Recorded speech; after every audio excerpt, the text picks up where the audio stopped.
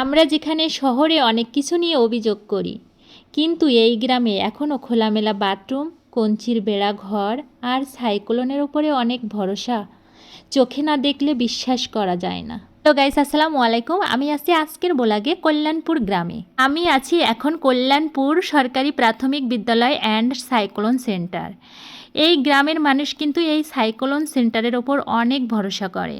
দুর্যোগের সময় কিন্তু এই গ্রামের মানুষ এখানেই আশ্রয় নেয়। এখন দেখেন স্কুলের চারি সাইডের পরিবেশটা কত সুন্দর, একদম নিরিবিলি।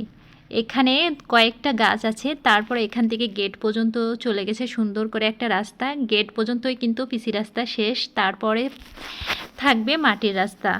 দেখেন নদীর এপার থেকে ওপারে একটা ভাসমান ভেলায় জীবন চলাচল করে। কঞ্চির বেড়ার ঘর, খোলামেলা বাথরুম, এটাই এদের জীবন। এই গ্রামটি এখনও উন্নয়নের অপেক্ষায়। সরকারের কাছে, সমাজের কাছে সত্যি এটি সাহায্যের দাবিদার।